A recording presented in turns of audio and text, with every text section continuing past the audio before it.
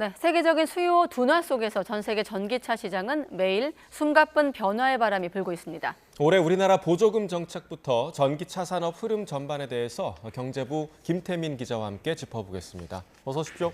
네.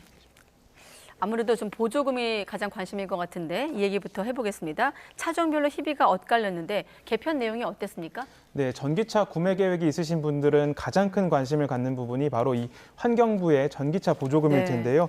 올해 전기차 보조금은 전반적인 축소 개편이 이뤄졌습니다.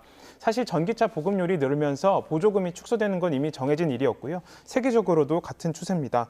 올해 우리나라 개편안을 보면요. 전기차 보조금을 100% 받을 수 있는 차량의 출고가 기준액이 정해졌는데 지난해 5,700만 원에서 5,500만 원으로 200만 원 줄었습니다. 테슬라, 폭스바겐 같이 지난해 보조금 기준의 출시가를 맞췄던 외국 완성차 기업들은 잇따라 가격을 인하했는데요. 나란히 100에서 200만 원씩 가격을 낮춰서 5,500만 원 이하로 다시 가격을 낮췄습니다. 이 가격을 낮춰서 생기는 손해보다 이 보조금을 전부 다 받지 못해서 생기는 손해가 더 크다는 판단 때문으로 보입니다. 네, 또 이제 새로운 부분이 배터리 성능에 따라서 보조금을 좀 차등 지급하는 이 부분인 것 같아요. 맞습니다. 네. 이번 올해 보조금 개편에서 가장 큰 핵심이라고 볼 수 있는데요. 그 배터리 성능이랑 또 이제 재활용 가치를 따져서 우수한 그 배터리일수록 보조금을 더 주고 또 이 수치가 낮을수록 보조금을 덜 주는 걸로 이 보조금 체제를 개편했습니다. 앞으로 또 전기차가 많이 보급되면 수명이 다한 전기차에서 폐배터리를 어떻게 처리할지가 굉장히 환경 쪽에서 중요한 이슈였는데요. 전기차는 출력이 중요하기 때문에 배터리 성능이 80% 정도까지만 떨어져도 더 이상 사용할 수 없습니다. 네. 앞으로 몇 년이 지나면 정말 많은 폐배터리가 나올 건데 이걸 어떻게 처리하느냐 이게 과제였는데 이번에 환경부가 이 보조금 체제를 개편하면서 이렇게 재활용 가치가 높은 배터리를 많이 사용하라 이렇게 신호를 준 걸로 해석됩니다. 그런 신호가 있다면 결과적으로 LFP 배터리를 탑재한 자동차들 상대적으로 좀 불이익을 받을 수밖에 없을 것 같은데 기술적으로 어떤 차이가 있는 겁니까? 네, 이 보조금 개편으로 LF 배터리를 탑재한 모델 테슬라 모델 Y 후륜 구동 모델과 국내 KG 모빌리티의 토레스 EVX 두 차종이 큰 타격을 받았는데요. 네. 이 전기차용 배터리는 크게 NCM이라고 불리는 3원계 배터리와 LFP 배터리로 나뉩니다. 네. 간단히 말해서 배터리에 들어가는 양극재에 따라서 이 두 배터리 종류가 달라지는데요. 이 LFP는 중국 업체가 주로 생산합니다. 비싼 니켈이나 코발트 대신에 싼 인산철을 사용해서 재활용 가치가 낮습니다. 그래서 네. 이번 보조금 제도 개편에서 직격탄을 맞았는데요.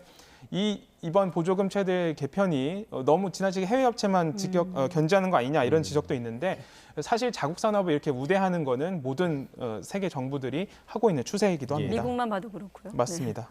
네, 이 LFP 배터리가 최근에 이제 주목받았던 이유는 가격 경쟁력이 있다. 조금 전에 이제 장점 중에서도 언급이 됐습니다만 네. 이렇게 이제 전기차 시장의 가격 인하 바람이 불고 있는 그 이유가 좀 어디에 있을까요? 네, 그 흐름을 하나씩 다 짚어보면요. 네. LFP는 아까 말씀드린 대로 가격이 저렴한 대신에 주행거리가 짧습니다. 또 겨울철 추위에 약하다는 단점이 있어요. 겨울철만 되면 주행 가는 거리가 굉장히 많이 줄어듭니다. 예. 이 국내 전기차 업체들은 그래서 고급 차종 등을 중심으로 가격이 조금은 좀 비싸더라도 3원계 배터리를 주로 채택해 왔습니다. 네. 그런데 이 전기차 수요가 줄기 시작합니다. 세계적으로 고금리가 이어지고 경기 침체가 이어지다 보니까 더 이상 소비자들이 비싼 전기차를 사지 않는 겁니다.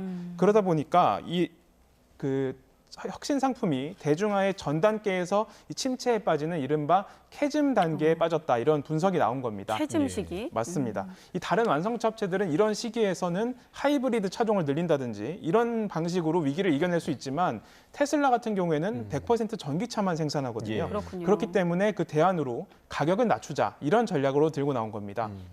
그렇기 때문에 저렴한 중국산 LFP 배터리를 탑재했고 이 배터리가 전기차에서는 30에서 35% 정도의 가격을 차지하기 때문에 이 저렴한 배터리를 탑재하면서 테슬라가 본격적으로 가격 인하를 시작했고 다른 완성차 업체들도 이 테슬라를 보면서 가격 인하 경쟁이 본격적으로 시작된 겁니다. 자, 이런 분위기 속에서 중국산 전기차 뛰어난 가격 경쟁력을 갖추고 있는데 세계 시장 공략을 적극 추진하고 있다고요. 어떤 내용입니까? 네, 앞서 말했던 이 가격 경쟁이 본격화하면서 두각을 나타내고 있는 게 바로 이 중국 전기차 업체들입니다. 네. 중국은 내연기관을 건너뛰었습니다. 일찌감치 전기차 산업에 집중했는데 이미 다른 나라들이 너무 워낙 앞서 있기 때문에 내연기관은 아예 포기하고 전기차 산업부터 추진한 겁니다.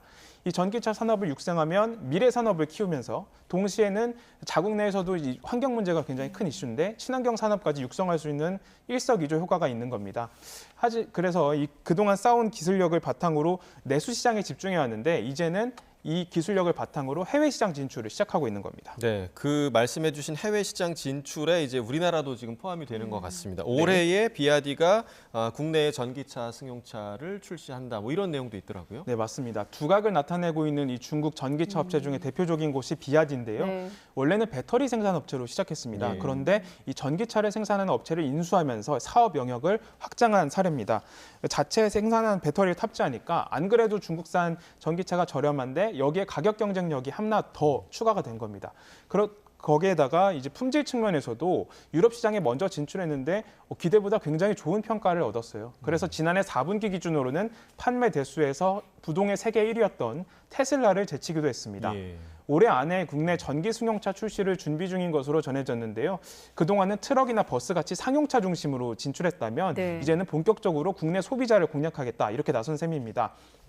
아까 말씀드렸던 것처럼 LFP 배터리를 탑재해서 보조금이 많지는 않을 것으로 보여요. 하지만 이 보조금 혜택을 받은 국산차보다도 낮은 가격으로 만약에 국내 시장에 출시한다. 예. 이렇게 될 경우에는 파급 효과가 만만치 않을 거라 이런 전망이 전문가들 사이에서 나오고 있습니다. 예. 하지만 그 브랜드 가치 또 아직까지는 그 소비자들의 안전성에 대한 불안감은 예. 또 약간 약점으로 꼽히고 있습니다. 그래도 우리도 대응이 필요할 것 같은데 우리 국내 전기차 업계는 어떤 좀 대응을 하고 있습니까? 네, 이렇게 전기차가 대중화 모델을 누가 빨리 내놓느냐 또 얼마나 잘 파느냐가 핵심 시장의 경쟁력이 되다 보니까 이 각 사마다 중저가 모델 출시에 굉장히 사활을 걸고 있습니다.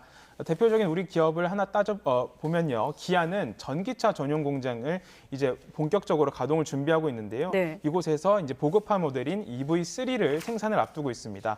최근 시험 가동을 시작했는데요. 6월부터 대량 생산을 목표로 하고 있고요. 기존 전기차 모델보다는 저렴한 가격대로 출시를 준비 중인 것으로 알려져서 경쟁사들이 준비 중인 저가 모델과 경쟁이 얼마나 성공적으로 이루어질지가 관건으로 보입니다. 네, 아까 김 기자가 말한 캐즘 시기 이걸 어떻게 좀 이 업계가 뛰어넘을지 함께 지켜보겠습니다. 경제부 김태민 기자였습니다. 수고했습니다.